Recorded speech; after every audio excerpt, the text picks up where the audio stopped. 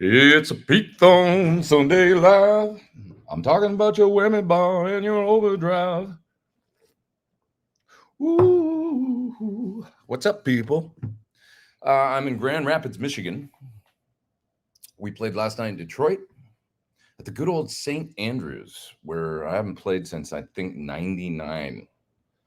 Oh my God, I'm old.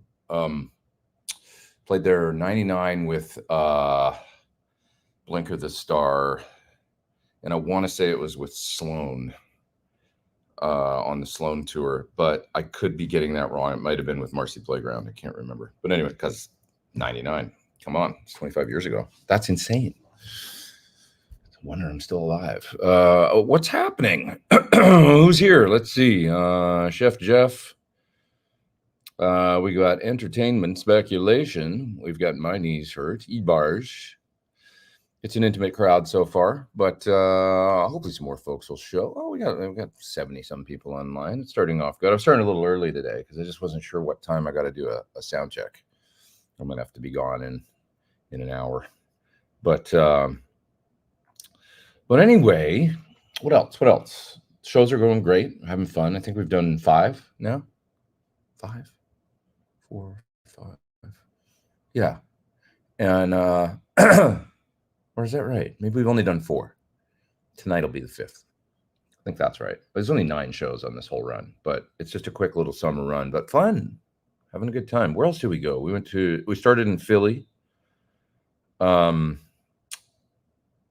The stream is a little, Wi-Fi here is a little sketchy, so if it drops in and out, I'll just tell you right now, it may do that, and it'll probably come back.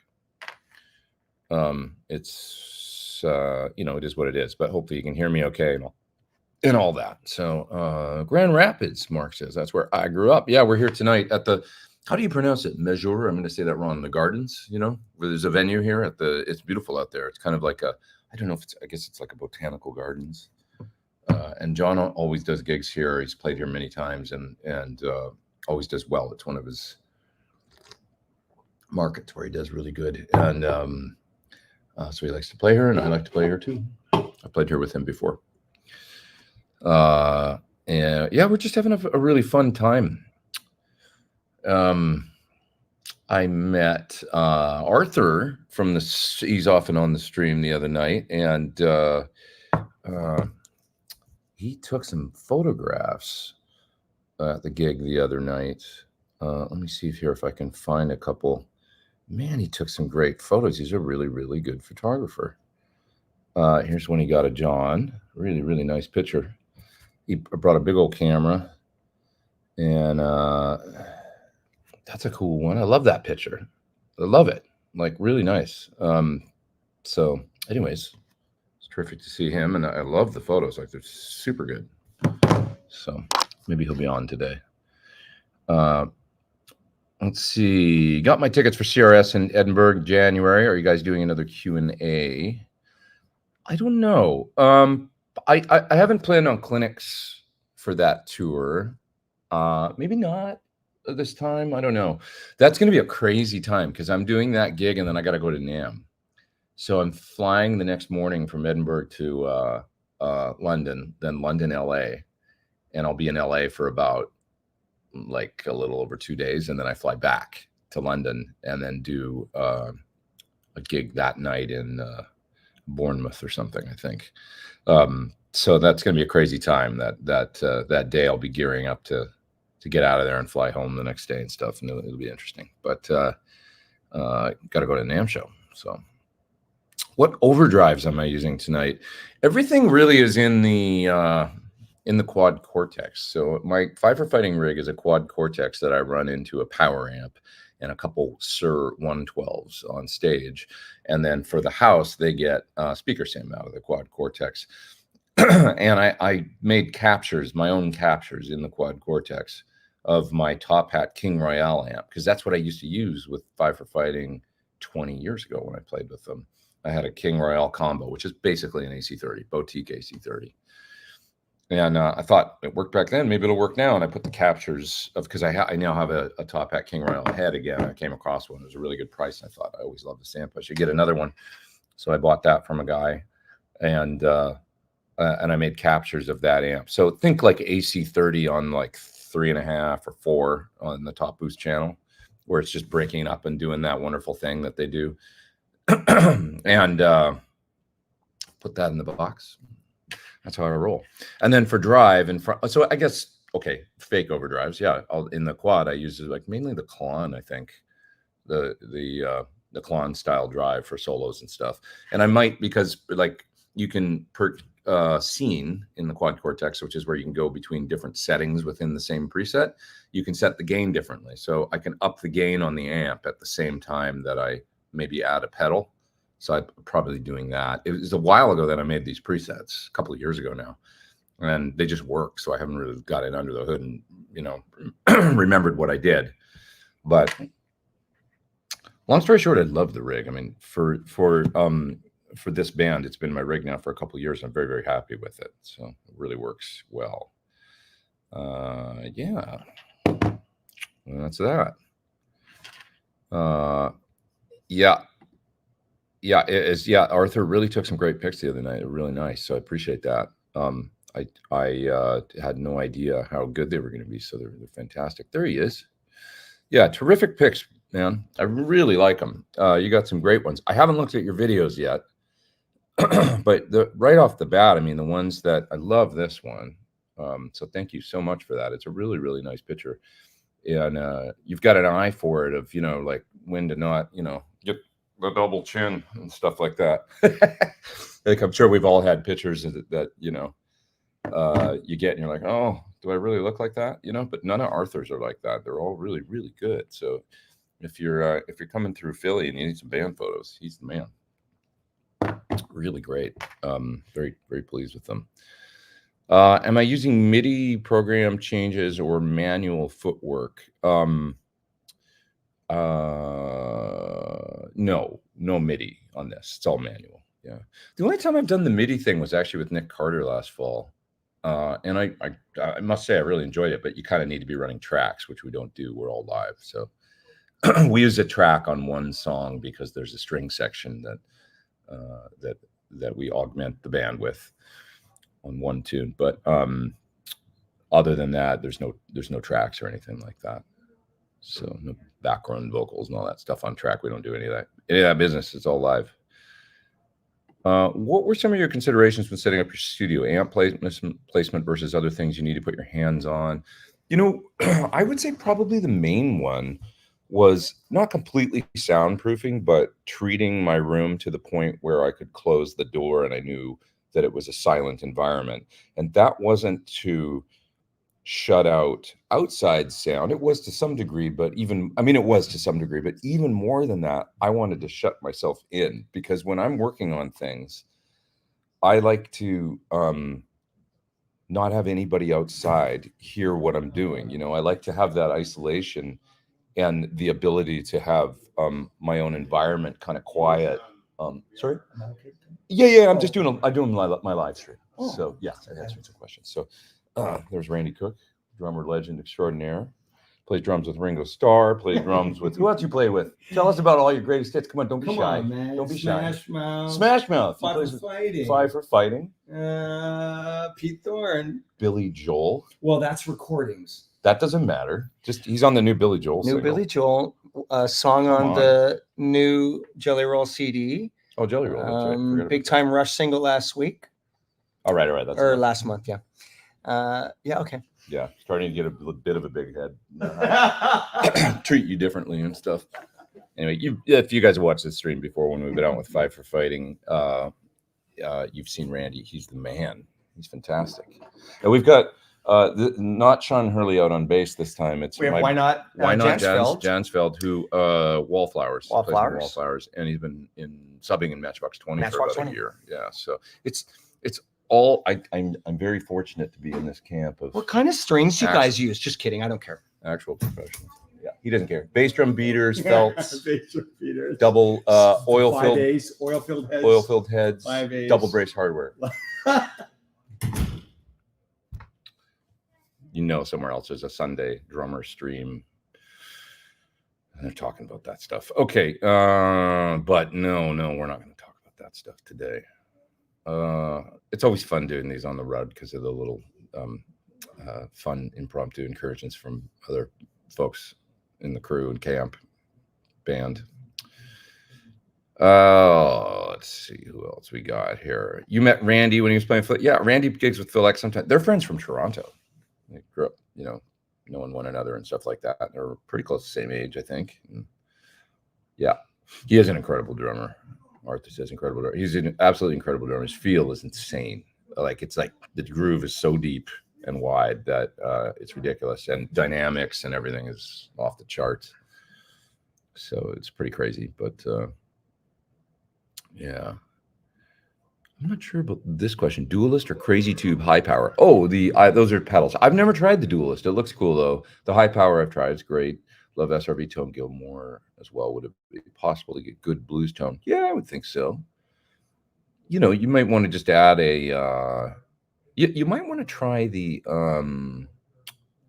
what's it called? The unobtainium that I use as well, because that's a Klon married with a Dumble style ampy side, and it's pretty cool. I have yet to try the germanium version. I hear it's fantastic, but I have one of those as well.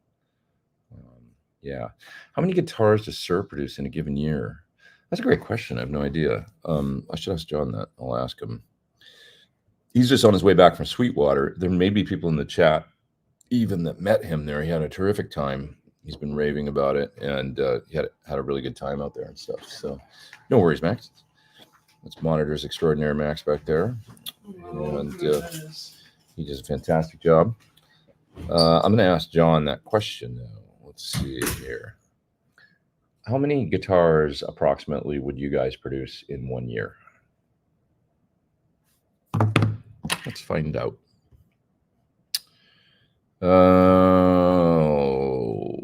Okay.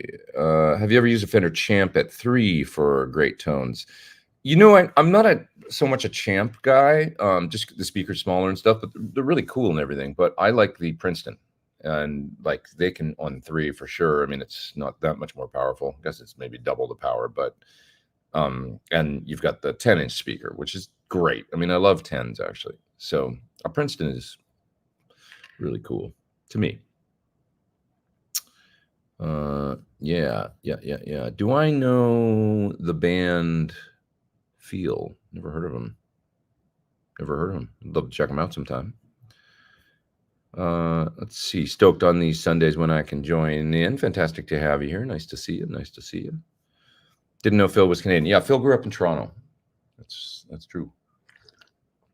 Phil played guitar in Triumph for a minute when Rick left, and yeah, so he's much like Randy. Randy worked the Canadian, shall we say, circuit, or worked with many Canadian artists, a lot of great Canadian artists, and then came over and kind of took over in the States. It's John. Hi. Hey. Are you doing your? Yeah, doing my live stream. Oh, yeah. Can I say hi? Yeah, of course, please. Yeah. There's John Andrazik. Hello, everybody. You might remember him from the band Five for Fighting. Oh. And we haven't done this for a year. Yeah. Happy Sunday. How's the video screen? Cool? Yeah, I think we're good. Awesome. That's going to be fun. Yeah. Hello, Why Not? How are you? You want to say hi? Yeah. Okay, please come in. Yeah. This is Why Not? Hi. Hey, Brady. Bass player extraordinaire. How you doing? Wallflowers. They're not talking back. And they are Wallflowers and Matchbox 20 and others that you've been jamming with. Yeah. Who else were you just playing with?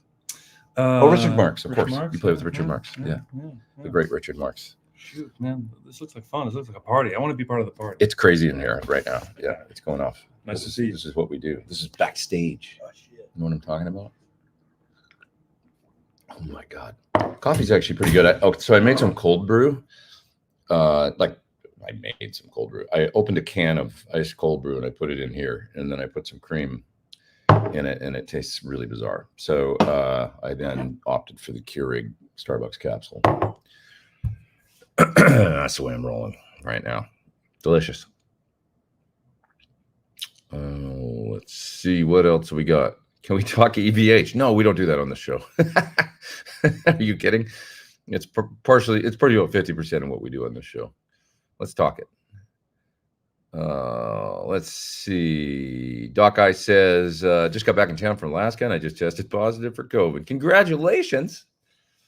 I had it a few months ago and it was mild, so I'm okay. But I feel like I got through it, at least for the first half of the year. Now let's see what happens for the back half. Oh, yeah. What do we got here? How can I get Boston lead tone in pedal form? Dual guitar.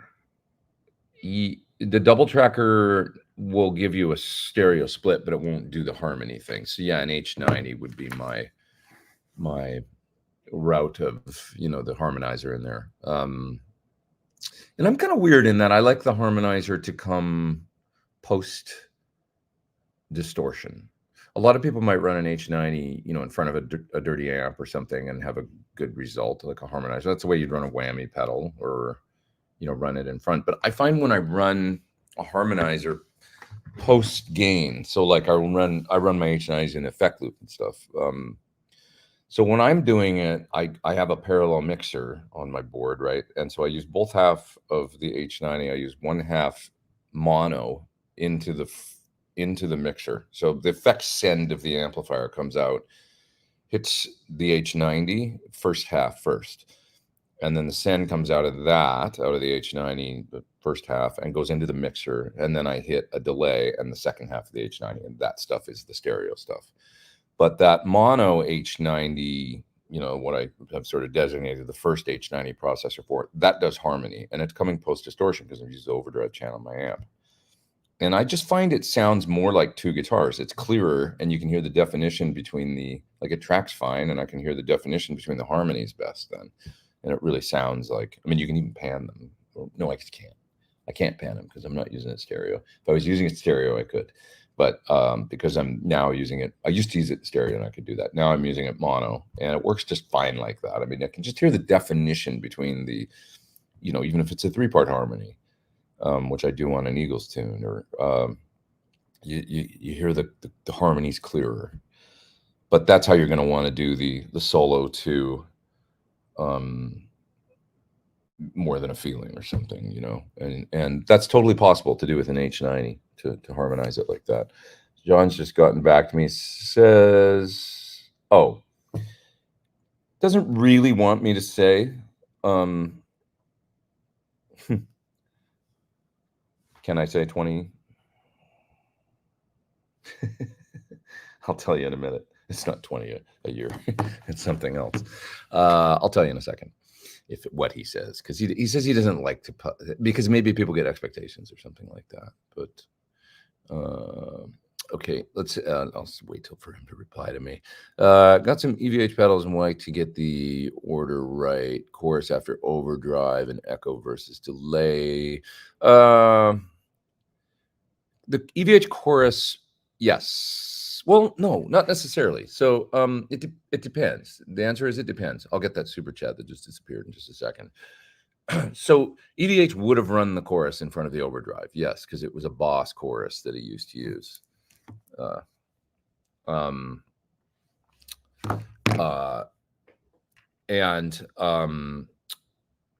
It can be used. Here's the thing: if you run a time-based effect after overdrive, it will be clearer and more distinct. If you run it before, it always gets a little more washed out, but that can be part of the sound. So whether it's a delay or a reverb or a chorus or a flanger, it tends to go into distortion and get a little bit more diffuse and kind of washed out. But if you run it post distortion, it'll be a little more hi-fi. I don't know how else to describe it. So it just depends what you want. If you want to run it like Ed, in the early days, and certainly around Diver Down, he was still, I don't think he was doing anything post distortion yet. That came live, at least as far as I know. I'm pretty sure that the post distortion stuff didn't start until 1984. That tour. So in other words, he was using the EVH chorus pedal. It's supposed to emulate the Boss chorus that he used on basically for Secrets, and I think he used it on Secrets, Cathedral, Pretty Woman, like that's some examples I think of the chorus being used. That would have been that rack mount analog Boss chorus that he used into the Marshall. So that would be in front of overdrive. Technically, try it both ways though, and see how you just literally plug in your overdrive with the chorus in front and then plug it in after. See what you like, because there's not really a right or wrong way. It's not like he didn't, then he started using the Eventide not long after that. That would be post distortion, the way that he did that. And that was kind of a chorus sound. It's a still chorus, right? We like to call it in the Eddie Van Halen geek world. Let's see. Saw your video about the Black Star Amp 2 about a year ago. Have you tried the 3? I haven't. I've tried the 1 and the 2. Both really good. I met Andy Wood yesterday at the Sir booth at Sweetwater, says Brett. Super nice guy. He is. He's a very nice guy. And John from distance. Yeah. John had a great time getting out there and meeting people. He really had fun. And he really enjoyed the folks at Sweetwater as well, I think. Showing support for the Coffee Fund, says Arthur. Hey, man, thank you for the pictures again. Appreciate it.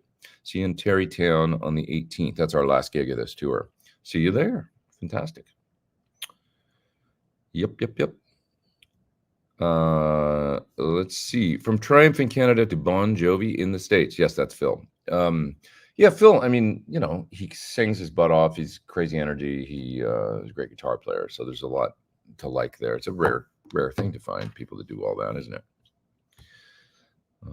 Let's see. Anyone in Colorado? I have tickets for Sammy Hagar at Red Rocks. Please let me know. I'm looking. Have extra tickets. You're looking for a ticket. Looking to not pay $3,000. Yeah, you might go and just kind of go outside the venue and see. Man, that's gonna be cool. Red Rocks show. That'll be fun. It'll be magical. Yeah, maybe you'll find one outside. Scalpers. I don't know. Does anybody do that anymore? Not really, right? Are they all electronic on the phone? I guess then do they transfer them to you while you stand there? I don't know. Okay. John doesn't want me to say how many guitars within a given year, so I'm going to keep that private. I think it varies. They tend to hold their cards close to their chest, and I respect that.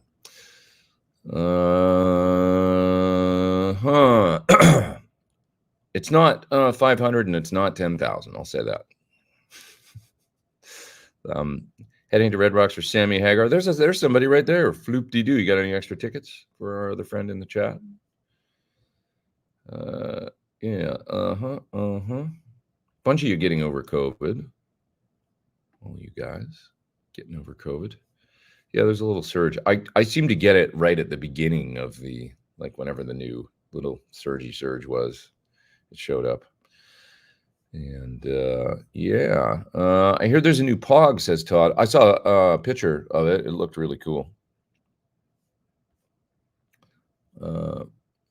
Yeah, let's see here. The greatest pedal for Boston tones, H90. Is that what you think? What about the distortion, though? I wonder what people think. He had kind of a unique sound because of the way he would load down the amp, and it had, it had a loaded down sound. I mean, I assume he was using Rockman. I don't know exactly what I need to look a little bit more into his rig, actually, like how he recorded the records, but I assume there must have been Rockman involved. The Boston records, to me, he had one of the most kind of, shall we use the word revolutionary or different guitar sound, for anybody of that era. I exploded, so to speak. He had this sustaining, heavily distorted mid-range thing that was, more controlled though than like Eddie Van Halen. When he came out, he was explosive because, of course, it was sounded more like amp in the room to me, and all the feedback and everything. And the Boston tone was always that very kind of, it had a compression to it, and it was very mid-range centric and stuff, but super cool, just a thing, a Tom Schultz thing. And so I need to look a little more into it. Obviously, the Rockman was designed to emulate that sound, but it wasn't like he was using a Rockman on the first Boston records, So it just sounds remarkably similar, I would say, the tone that he got in the 80s and stuff, using like on what was the album in the 80s that had Cooley engines and stuff on it? And everybody had a Rockman. I mean, I got one. I wish I had one now. I still would like one. Just for, you know, I don't know.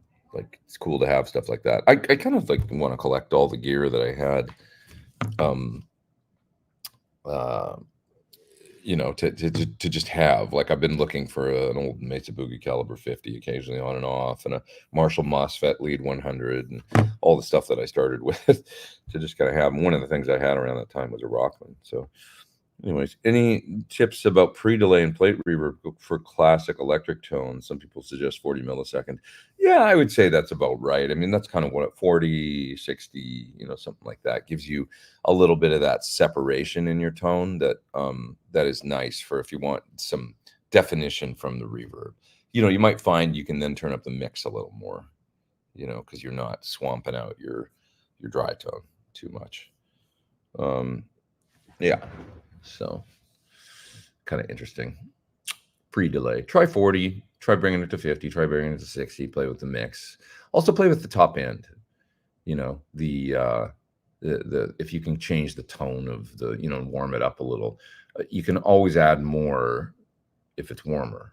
Generally speaking, not always, I guess, but generally speaking, I find I can get a higher mix level and use a little more with a little pre-delay and warming up the top end. And then I also, you know, generally use a high pass at, you know, maybe 100 or maybe up as high as 200 or 250 or something to clean up the low end of the reverb, which can blow it up a little bit and kind of blow up the bottom of the tone. Just depends on the individual sound though. So play with all that stuff. Have you checked out the Joy pedal line? I wonder if you mean Joyo, or is it Joy? But not really, no. Let's see. An H90, but I also used to fake my Boston tone with a Boss Octave pedal. Boss Octave is really cool as well. It's a different sound to me. That's another Eddie Van Halen, you know, the solo on, where isn't the outro of oh no, it's the whole solo on Unchained, isn't it? Is that Boss Octave? I think so.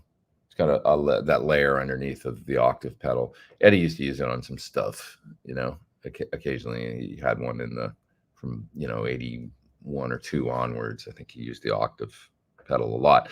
And it's got a kind of a imperfect synthy sound to it, you know. Why not explain to me the other day the way that it worked was it generated, it's actually kind of like a simple synth or something like that, I think he was saying. And it generated this octave tone below. It's not a pitch shifter. It's actually a synth, simple analog thing doing it. I don't know. Interesting. Simple analog thing. Super technical.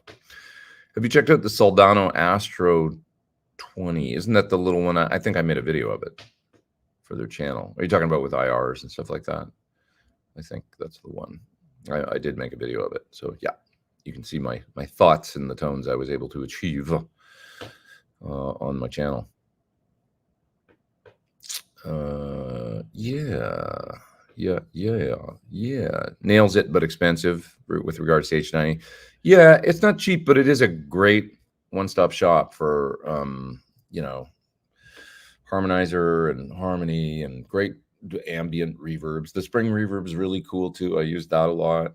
It's my main verb and kind of rotary and, you know, other things that it does on my pedal board when I'm, you know, my touring pedal board. So it might be the only time-based effect you need, you know, because it's got the 2 sides and stuff. So you could do a great delay and reverb with it. And there's even the multi-effects algorithms in it. You know, you could do harmony with one engine, one of the, you know, processors in it, and then use the other side and use one of the multi-effect algorithms to do delay and reverb and chorus. You know, you could get some pretty sophisticated things going with it. It's you know, truly kind of a multi-effect. So there you have it.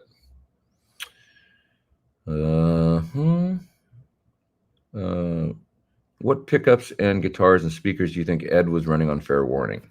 Well, I'm pretty sure he was using the same speakers. Pickups wise, Friedman and I are of the opinion that he was probably using a JB or something like that at that point, a hotter pickup. I think so. I think he had it's a hotter, slightly gainier, darker sound. It sounds kind of like what you get out of a JB into a Plexi, you know, like a higher wind. I think he was well into that then. And we know that the pickup that, you know, came out of the 5150 guitar was a broken JB. That's been pretty well documented. And you know, he around Fair Warning, he had this darker high gain sound. Then by Diver Down, he had what people sometimes refer to as the broken tone, you know. And then you if you watch a bunch of those shows from '82, because there's a lot of good kind of fairly pro shot and recorded stuff on YouTube from the '82 era. The guitar sounds really thin, and it sounds kind of single coily, and so I don't know. Maybe there was the pickup out of that, you know, that was whatever was in the Frankie, and it was broken. Maybe he popped that in the 5150 at one point or something. Pure speculation, but you listen to the.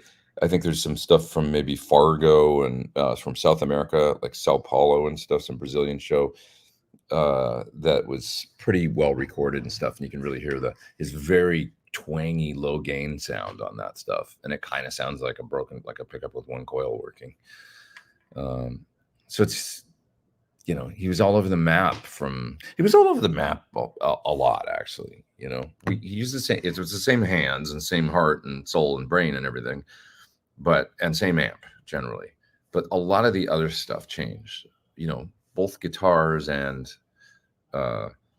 pickups. And you know, how many different pickups have I seen in that guitar, different necks on that guitar, the Frankie guitar, you know. What remained constant was the body, but a lot of other stuff changed, the neck and the pickup. You know, you'll see a double cream in it in some pictures. You'll see the Dan Electro neck on it, which isn't even the right scale length, I don't think, in some pictures. You'll see, you know, all this different stuff kind of rotating through that guitar. So lots of things changed, you know. And that's reflected in when you listen to the records, is the tones change quite a bit, you know. It's not one sound. We can tend to kind of forget. It's only when you get analytical and really listen close that you notice, but we can tend to kind of forget because his hands are so amazing that it didn't kind of really matter that much, you know. So it's just interesting. What's that? Oh, really? Oh, okay. It's gonna be a short one today then. Line check or sound check? Line. Okay. Maybe will you text me right when everything's kind of, because I'll just push it till I didn't realize that we were that close. Well, I'm glad I started early today because we got there's sound check, line check coming up. So I'll hang for another 10 here or so, and then I'll bust out there.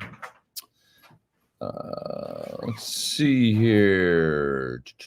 Oh, is that right? Phil was in Aldo Nova's. Did you know that Phil X played with Aldo Nova? Did you know that, Randy? What? That Phil X played with Aldo Nova? I did, yeah. I didn't know that. Yeah. Did you ever play with Aldo Nova? I didn't, but he was a Canadian rock guy in the 80s, so it's very common. Yeah. Oh, let's see. What else we got here? Looking through your questions and stuff here. I want to make sure that I didn't get any other super chats there, because if I did, I want to get to those, because I don't think I did. I don't think I missed any. So make sure that I don't leave without grabbing those. Okay.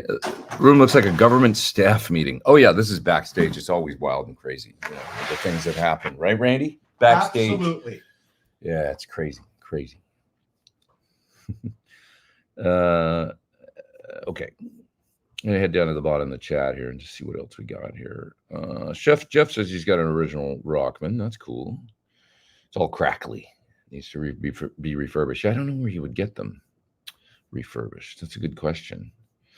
I've often I came across one a little while ago that was secondhand, but it didn't work.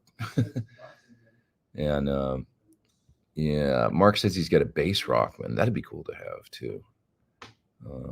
Boss SD1 could get close to the Boston tone. RJ's here somewhere. There he is. Hey man, how you doing? What's up? What's new? You guys are talking about the new Pog. What is new about the new Pog? I'm not sure.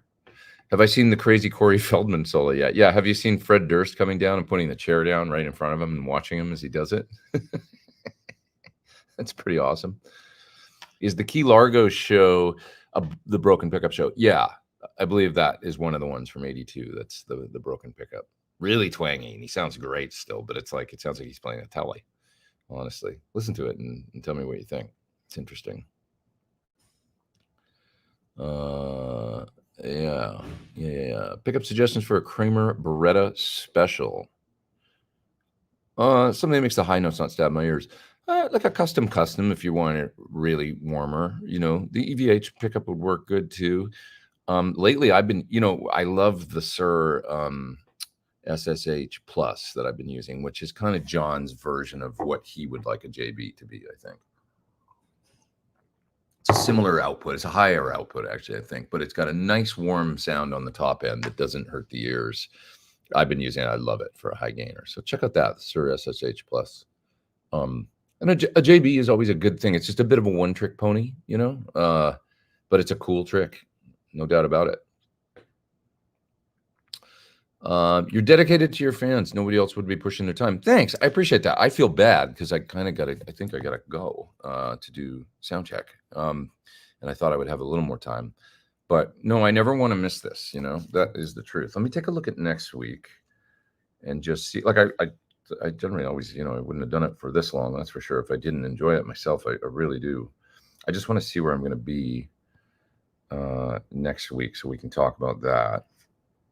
I think it might be, yeah. So next week I'll be in Terrytown, and it'll be a similar thing. I might start a half an hour earlier because if this is going to be our schedule, it might be good for me to. So yeah, maybe I'll start next time at 2 Eastern, 11 a.m. West Coast time, so that I don't, go too short or anything like that. But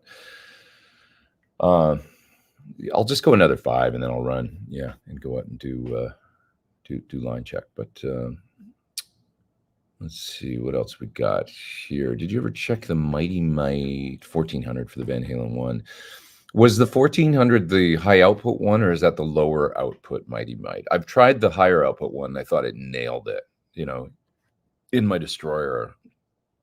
Maybe I only tried the Mighty Might when we did that Van Halen test in the black and white guitar, but still I could tell. But it's basically a super distortion. I mean, I think it's pretty dead nut super distortion. Now there is a lower output Mighty Might. That might be the one you're talking about, the 9K one. Al Estrada thinks that he could have been using that because he hears, it being a little more like it's just a little lower gain. But Al's got such good hands. When Al plays Van Halen, I think he actually runs the amp on like 8. I don't think he dimes it all the way. He thinks it sounds closer when he just backs it down a little bit.